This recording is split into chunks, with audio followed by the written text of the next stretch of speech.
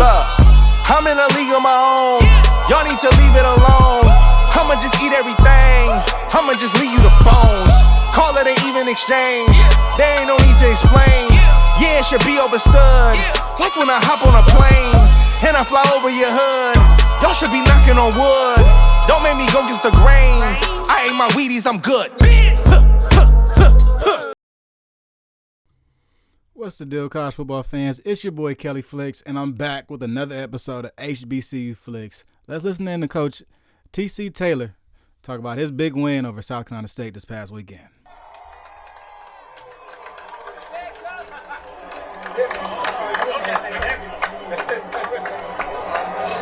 You want to give us a couple words? Hey, listen up. Hey, we've been talking about all week with the football team and what we was going to do this weekend. We keep it real simple. They know now.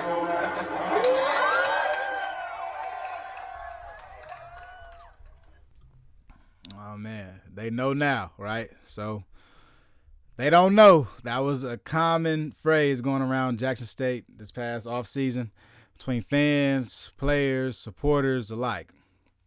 They've been going through this whole offseason saying they don't know. They don't know.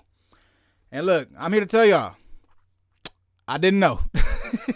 I didn't know. We'll get into Jackson State versus South Carolina State recap. Also, I'm getting back into my offensive MVPs and defensive MVPs. We'll get back into that stuff this year. Also be talking about stock up and stock down on certain guys. Every week throughout the HBCU football world, I'll be picking out 3 guys to handle out those jobs. And then also we got the watch party. So we're doing a watch party, HBCU watch party this Thursday for North Carolina A&T at UAB. All right, I'm going to call up my boy Jelani Easton. He's going to pull up. Eben Jackson going to pull up. 2 HBCU quarterbacks are really going to, help level it out a little bit. I want to hear some of their feedback and what they're really seeing out there on that field. So that would be great to talk about. But Jackson State, South Carolina State, man, it was the talk of this past weekend. Everybody was watching, right? Everybody was tuned in. And it was a fun event to tune in to. But, man, when you tune in and when you're doing all this stuff, it come with the smoke, right? When you around, it come with the smoke. So they brought a little smoke to my front door. Let's talk about it, man. So where is it at? There it is. All right, so this past week, man, we was talking about betting odds and things of that sort. So in getting into the betting odds, I went ahead and said that you could make some money for real if you could have South Carolina State cover a 14-point spread or even an 18-point spread. Say it's like free money putting out a spread that's so big like that. So Dave and I was talking, Dave from the PNP podcast. Everybody keep their receipts, right? So if anybody says my team is losing, I'm going to screenshot it. So they got me. And, now they threw me in the thread. So She Loves D, though. Here going to smoke on me. She Loves D said, y'all want some money or no? And that's funny, man. That's hilarious. But that's what I don't care about. That's really what I don't care about.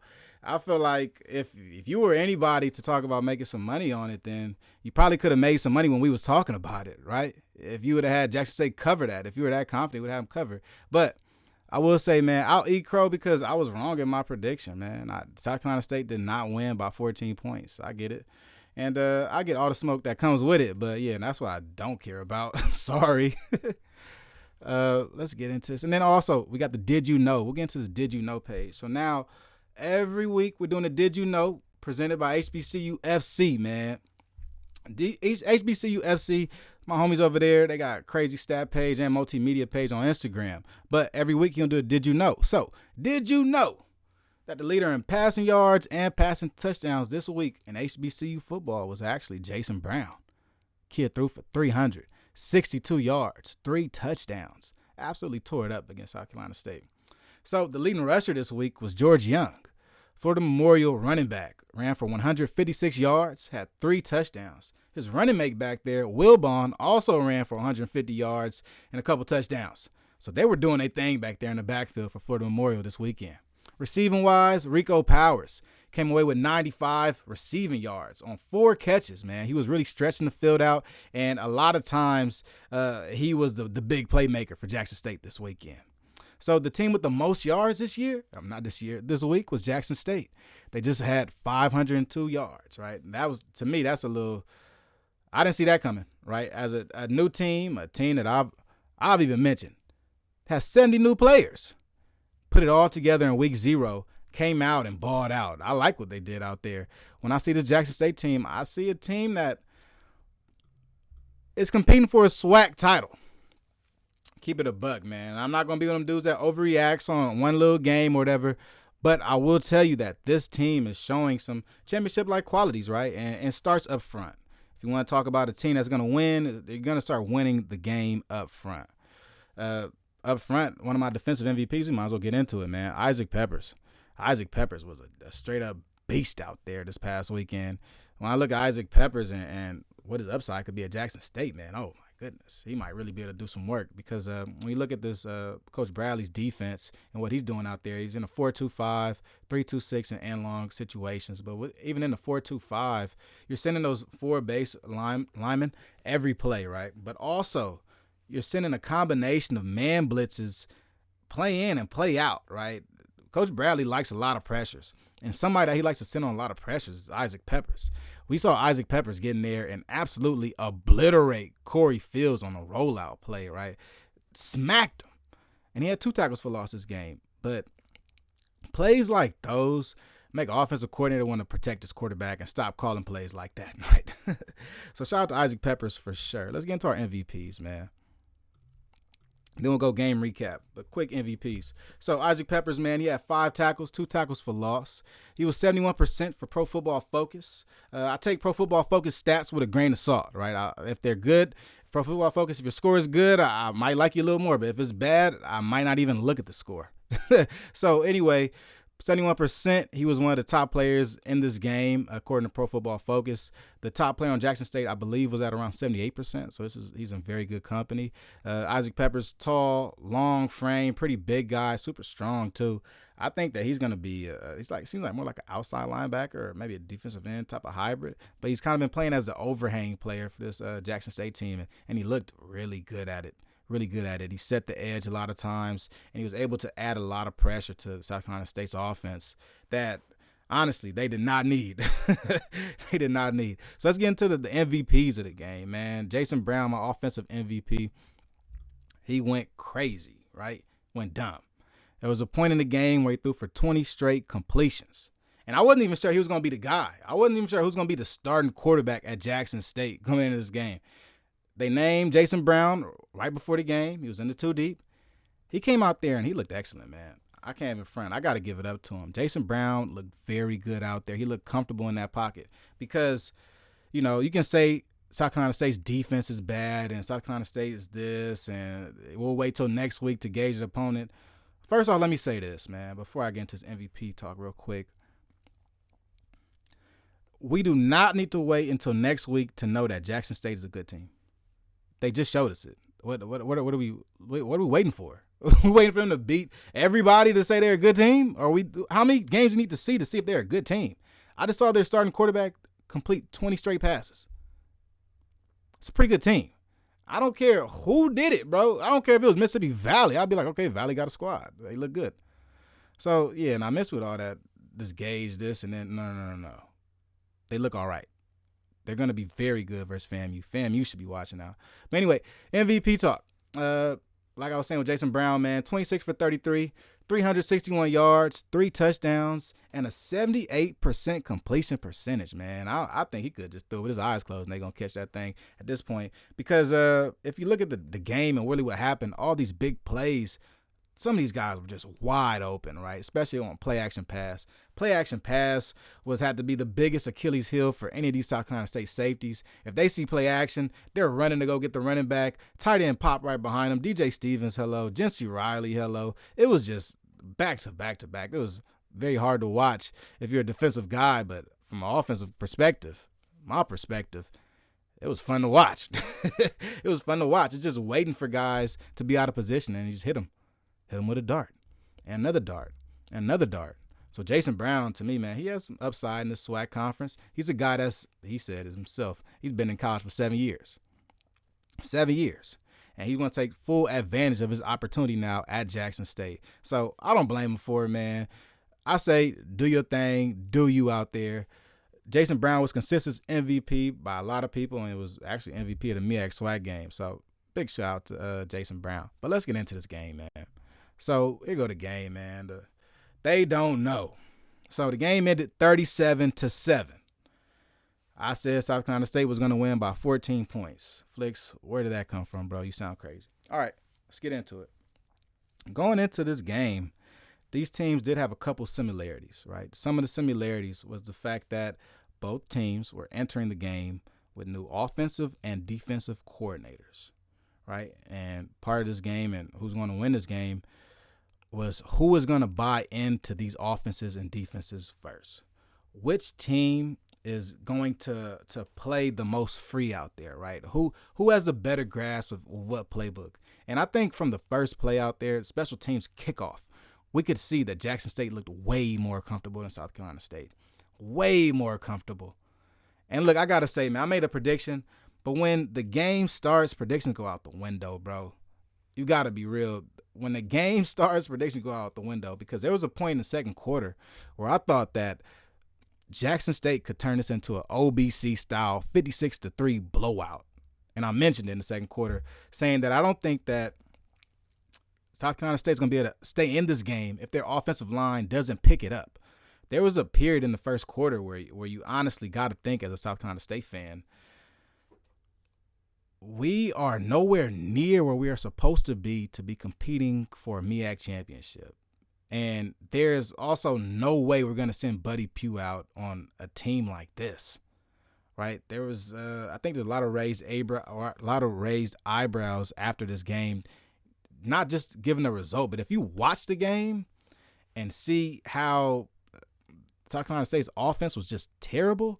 They're starting quarterback throws for 56 yards, like 5 completions. You know, you're starting running backs going the wrong direction a couple times. Some receivers are running routes, look unsure that the ball's going to even come to them. Like, there's a litany of things I think was wrong with South Carolina State. But what I will say is that I think the spotlight should be kept on Jackson State and how good they looked. Jackson State made them look that bad.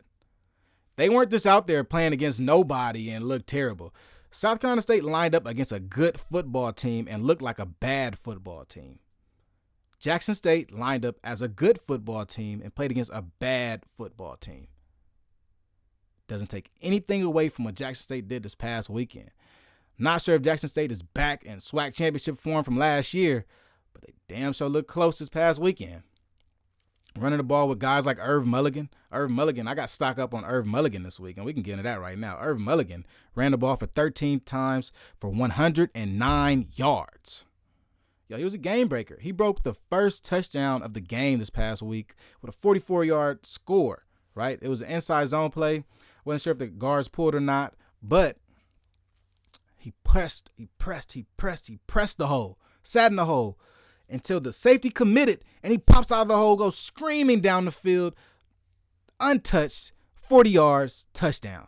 Irv Mulligan, man, what a guy. Transferred from Wofford. Last year he had 700 yards for Wofford. He comes into Jackson State with a lot of playing experience, actually, after checking it out. He was at Wofford, or was playing college about 4 years previous to this. And now I think he comes into an offense where he can step into being the lead back, right? You wanted to make J.D. Martin the lead back. He came out there. The boy fumbled. He had fumble issues last year, fumbling issues the year before that. So I don't know how you think that's going to change all of a sudden. I think Irv Mulligan is your top guy. And, you know, you go off speed with Seven McGee's when you get him back, off speed with J.D. Martin when it comes to receiving the ball. But play in and play out, Irv Mulligan. Why not? I think this guy deserves around 15 to 20 carries a game for Jackson State. This past week, he went for under 15 rushes, right? And still had over 100 yards. I think with Irv Mulligan, it's going to be about volume. And in better games, closer games, even this game coming up this weekend with FAMU, you're going to need guys like Irv Mulligan to lean on, right? A guy that's constantly going to get you yards. Because if you look at him, he's a game breaker. You put the ball in his hands enough times, he's going to make a play for you. And he has great patience and balance. A lot of people mention the fact that his balance was pretty crazy out there. He went down one time, threw a hand down into the dirt once, and picked up 7 more yards before a South Carolina State defender just hopped on his back. So, yeah, now Irv Mulligan, he's not going down by no arm tackles. And he's starting to remind me a little bit of Sivion Wilkerson last year and really his introduction into the SWAC, which was an introduction that happened.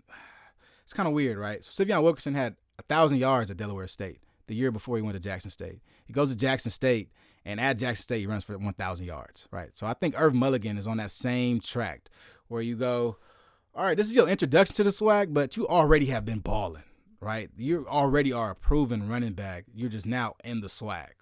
So, man, they don't know. I think y'all was right, man. Y'all was right about the they don't know. I can't front. Y'all was right about they don't know. Now, we'll see the rest of the season how this team looks, but I don't see too many problems. If you want to nitpick Jackson State, you can go ahead and nitpick them. There's a couple of things you could talk about. Like in the second quarter, you got to look at their defensive line depth and really why was South Carolina State all of a sudden beginning to get things going on the ground. And I think it had to do with the second team on the defensive line, right? You got to think about the depth issues that they could have, and maybe that could play a role later into the season. But, hey, if I'm watching this game and I'm a Jackson State supporter, I got nothing bad to say about this game. They look great out there. They won it 37-7. They beat everybody want to say this. Celebration Bowl championship winner, Corey Fields. Oh, my God, man. They kept driving that into me. But they got a win over him, though, right? And it's a good win over a team that seemed to be formidable coming into the season. But quite honestly, man, people talking about 0-4. South Carolina State might be that 0-4 team. They look pretty bad offensively and defensively. Is there any more? Is there more, Flicks? Is there more? What else you got? I got more. Of course I got more. So South Carolina State, we'll keep pouring it on them. That defense was bad. And what made that defense so bad?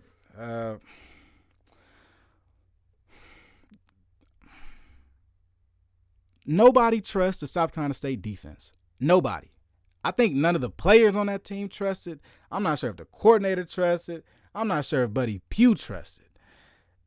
Everybody looked unsure of what they were running defensively, play in and play out, except Jablonski Green and Patrick Galber, damn near. Everybody else was basically running with like chickens with their head cut off, right? You look at simple play action passes from Jackson State, and safeties from South Carolina State just can't even stick with them, right? They lose all eye discipline after a play action pass. That makes me think you're playing hero ball. And you don't believe in the play that was called, right? You don't believe in cover 3 that was called. You don't believe in man that was called. You think that you know more than the play caller. And now you're trying to play hero ball, go make a crazy play, and you just bid up forward as a safety. And now you got Jency Riley or DJ Stevens, 30 yards deep into the red zone, walking into the end zone. So South Carolina State's defense constantly, they got in their own way a lot of times because even some of these touchdowns were like wide open, man. And here's some more issues I have with South Carolina State defense. The cornerback's playing 12 yards off the line of scrimmage, yo. That's not going to help anybody. Like nobody. And they gave up the flats the entire game. So in watching the game, this was a great called game by Jackson State and Maurice Harris, offensive coordinator, because when South Carolina State gave up the flats, Jackson State simply said, okay, we're going to run sweeps. We're going to run now screens. Now we're getting everything to the edge fast, super fast. So let's get into 12. Let's get into our 12 personnel set. Let's bring in 2 tight ends. Let's bring in 1 tight end, 11 personnel set. And let's use that to wall off the edge defender, which is our defensive end. We can double our edge defender with the tight end. We wall that, get to the edge, and let's take J.D. Martin versus any of those corners or safeties that's up the field 9 yards down the sideline. And you saw that a couple different times. There seemed to be a concerted effort, right, for Jackson State to hit the edge, like literally hit the edge and hit the flats throughout the entire game. And it was a great game plan. I think the rest of the teams in the MEAC are going to use this. Every team that plays South Carolina State is going to use this. And quite honestly, those Bulldogs are in trouble. They in trouble. They didn't make any adjustments to any of these things I'm talking about right now. That's probably the biggest problems. If I can see that on my TV, I know you can see that from the press box. So without any adjustments, they're in for a long season, yo. Can't see it. But talking about defenses, though, let's get into defense I really liked, man. This 4-2-5 Jackson State defense. Coach Bradley and his defense, they look pretty good. Pretty good. From what I saw, they were in 4-2-5 in their base set. They switched out to a 3-2-6 when it came to and long situations. So out of this 4-2-5 set, what I was the most interested in was how would they be able to bring pressure or a pass rush using this 4-2-5 set, right? Would you just rely on your 4-down linemen to constantly get pressure on quarterbacks, or would you send extra men, and how would you do it? Zone blitzing or man blitzing? There are a lot of questions. So going into this game, I wasn't sure what they were going to do, but we got a lot of answers, right? They just did man blitzing. They honestly were in press man out of a 4-2-5 and man blitzing, sending they didn't really send their rover because besides Guthrie played like the rover position safety. But Peppers was one of those guys they would send a lot. Linebackers, send one of the linebackers a lot. And it was gutsy, was what I'm getting at. It was gutsy by Jackson State. If you look at the Jackson State defense, I had a lot of unknowns about them, but they must know themselves very well, right? A lot of this game, they were in man. They know themselves well. And I think they knew their opponent pretty well. I think they knew going into this game, South Carolina State had a lot to prove. Even more to prove than what Jackson State had to prove, because some of the things that Jackson State lost, they've replenished. They have. And South Carolina State was still trying to fill the hole of Shaq Davis out there at wide receiver, man. You could even see on some of the deep balls, Corey Davis is like, damn, like, can I get one of them? Well, with Shaq Davis, he was good for 2 or 3 of those a game. And Jackson State really, I think they abused the South Carolina State receivers. The South Carolina State receivers didn't get over 100 receiving yards this past game. And that's all due to Jackson State's defense. I'm not going to say that's Corey Fields or anything. I mean, it's maybe a combination of Corey Fields, but I'm going to give that to the defense because these DBs were in man coverage most of the game, right? And the pressures that they brought were great because a lot of the pressures that they did bring, speaking of Jackson State, was through some – it seemed like they put a lot of pressure through the A-gap, and they crushed the pocket, right? When it came to a pocket for Corey Fields, he didn't have a chance at it. And I think that's because of the speed that they had rushing the ball. And that goes back to the 4-2-5, right? You got 4 down linemen. You say with 2 linebackers, 5 defensive backs. If you could send a defensive back off that edge, oh, that's tough. If you could send a defensive back and a linebacker, that's even tougher, right? Send the type of dogs blitz. So I think that the speed honestly gave South Carolina State's offensive line a lot of trouble, to the point where they had to dump things down, try to keep their running back in, and try to max protect some passing plays, because it was a lot of times where it felt like South Carolina State was dumbing down their offense in order to hit on certain plays against Jackson State. But Jackson State continued to step up, right? We see Corey Fields begin to roll out, right? Roll out on a sprint out like a flood concept. He tosses the ball out there for an open over route, and it gets picked off. It's like he's playing catch with the defense.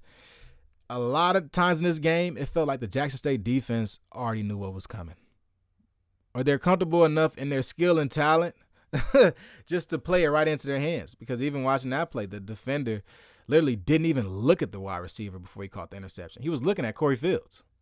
He was just mirroring Corey Fields, waiting for him to throw the ball. So tough to watch if you're a Bulldog fan. I talked to you guys about the play action pass, Jackson State offense.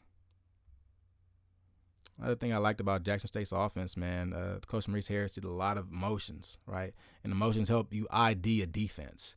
When you're trying to figure out what the defense is doing, where they're going to be, who's going to be where, if they're in man or zone. If you motion your receiver in and the cornerback follows them, they're in man. You got action. And I think these IDs really help Jason Brown out. When you think about a quarterback that has had a lot of experience in the college football world, quite honestly, he just has to know which defense he's going against. If he can ID a cover 2 or ID a cover 3 or ID a man situation, that gives him the upper hand on the rest of the defense. Because for one, he's been in a multitude of different offices that know how to beat these different zones in different ways, right? So if Maurice Harris has given him the keys to audibles, it's over, right? If he can ID your defense, he should be able to dissect it and draw up a touchdown from it within 5 to 10 seconds. So that alone kind of gives us a glimpse into what Jackson State's offense is and how I feel like it's that much more cohesive than the South Carolina State Bulldog offense was, man. Just looking at small things, subtle things like that were really dead giveaways in a game that had a big difference in the score differential. All right, so is there anything else I want to talk about? Because I really want to give this game a lot of recap, right? This was our main game of the past weekend. Some of the lone bright spots for South Carolina State, Keyshawn Toney, wide receiver number 5, is a big dude. He caught the last touchdown, the only touchdown for South Carolina State. At the end of the game, it was a jump ball fade. That dude's pretty big, man. The cats look like he's like 6'3", 230 pounds maybe, man. It looks very big. They were moving him from the outside to the inside as slot, so I could tell that he's one of the guys they want to get the ball to. But Corey Fields couldn't give him the ball. He honestly couldn't, and it was kind of hard to watch. So I think Keyshawn Toney going forward, though, might be a guy, and I'll keep an eye on him. And then Patrick Garbolt, of course. Patrick Garbolt did his thing out there. He showed out last night. He tackled, had a couple tackles, and quarterback pressures, along with one tackle. Was it one? 2 tackles for loss. So Patrick Garbolt, I mean, he did what he could. I think that the Jackson State offensive line really did a good job neutralizing him, and run blocking, pass blocking was a little bit harder. He did manage to get a couple sacks back there, but it's Patrick Garbolt, man. That dude's one of the best edge rushers in HBCU football. You gotta expect for him to be a problem within the game, and just try to neutralize him as much as you can throughout. So those are my 2 guys for South Carolina State that looked the part. I will say Jawarn Howe also looked pretty good. But, yeah, now some of the problems with the playbook really concern me, right, if I'm looking at you as a leading running back. So that's what I mostly have for Jackson State. Rico Powers, 4 receptions, 95 yards. I mentioned him earlier. The flats, RPO, 326. Yep. All right, let's move it on then. So I got into my MVPs, talked to you guys about stock up. So now let's get into some North Carolina A&T UAB talk. Where they at, man? Bow. Here we go, man. So North Carolina A&T, they have a big matchup, a Power 5 money game this Thursday coming up. It's going to be at 4 p.m. Eastern for my Pacific Standard guys, my West Coasters. 4 p.m. is our time. We'll be checking in on ESPN Plus, where North Carolina A&T travels down to Alabama to go play UAB in Trent Dilfer. It's going to be a fun game. Some people have questioned Trent Dilfer's acumen as a football coach, and it will definitely be tested on Thursday night, given as though I think that Coach Vincent Brown in North Carolina A&T will pound the rock. I think they're going to keep the ball on the ground consistently, man. I think this North Carolina A&T team is really going to be a ground and pound team that is based around ball control. So, Dave was in the comments last week. If y'all saw, I don't know if y'all saw or didn't saw, but he went in the comments and said he thinks Eli Brickhandler is the starting quarterback at North Carolina A&T. And to me, I think that's great news because, for one, he's a quarterback from California, so I love him by that, of course. But also, I think Eli Brickhandler gives North Carolina A&T the best chance to win ball games. When you look at a ball control offense, some may think, a game manager quarterback is probably your best bet.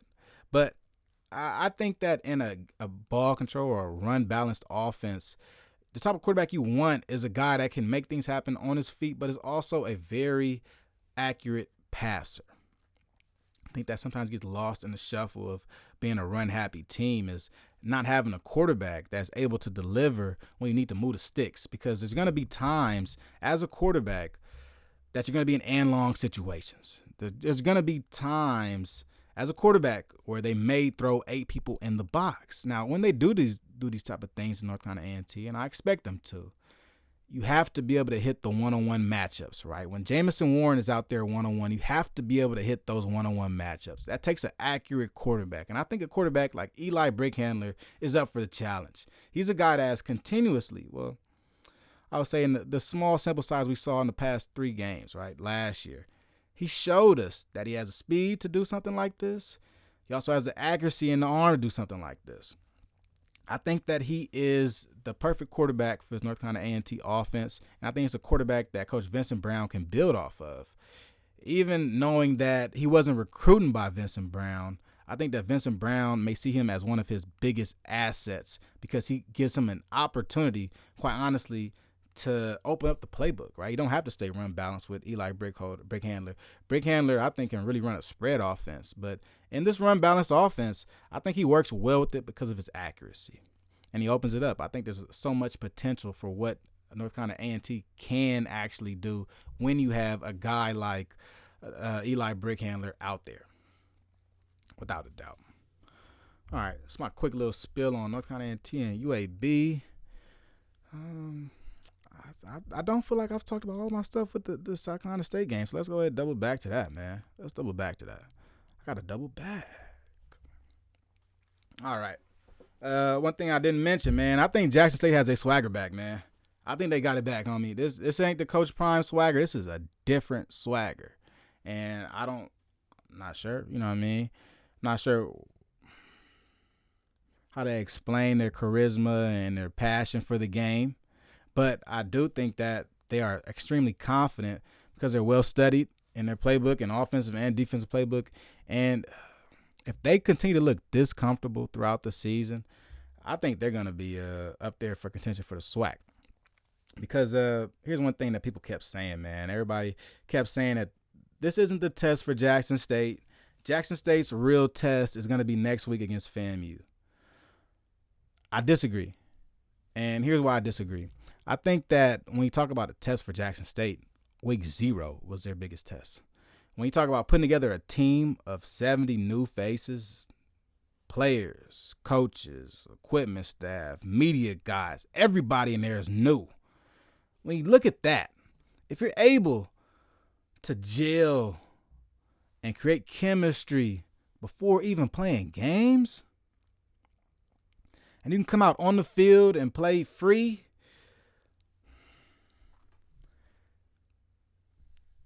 that's a winning culture. That's how you create a winning culture.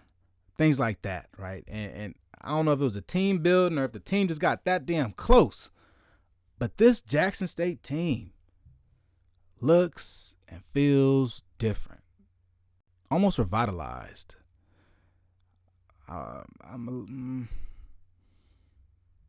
It's something different about them. I'm not sure what it is, right? I'm not sure what it is. I'm not sure if it's a TC Taylor effect.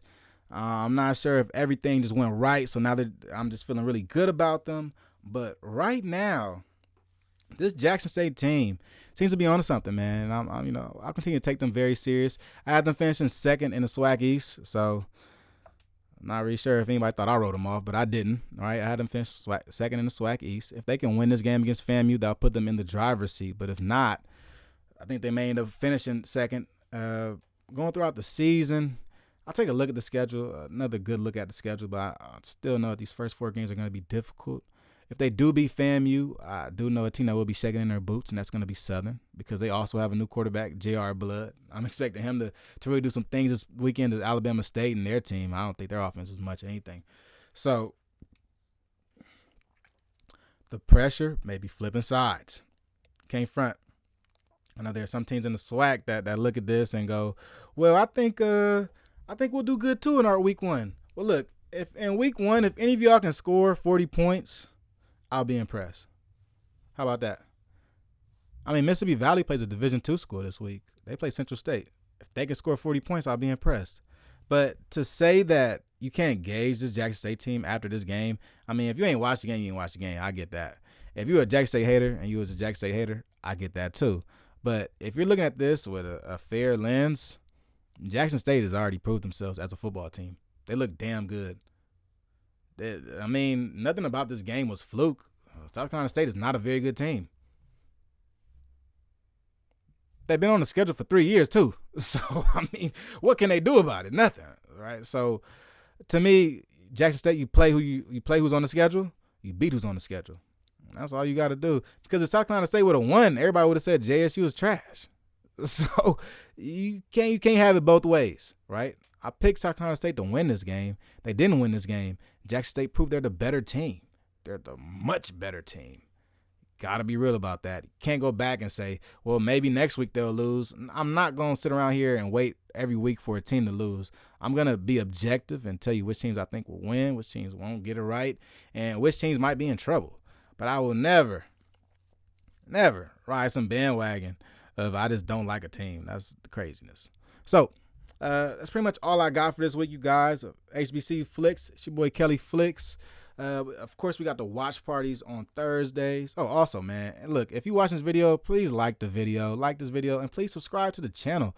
Currently, 80% of the people that watch my videos aren't subscribed, homie. That's crazy. Only 20% of y'all subscribe. Shout out to my subscribers. But if you haven't subscribed, subscribe today, man. We're almost at 300 subscribers. Been doing this for around 3 months. So get aboard, tap in with us, increasing the content more and more throughout this season. Watch parties on Thursdays. I'm definitely trying to double up my show. I've been telling y'all every week I'm trying to double up this show.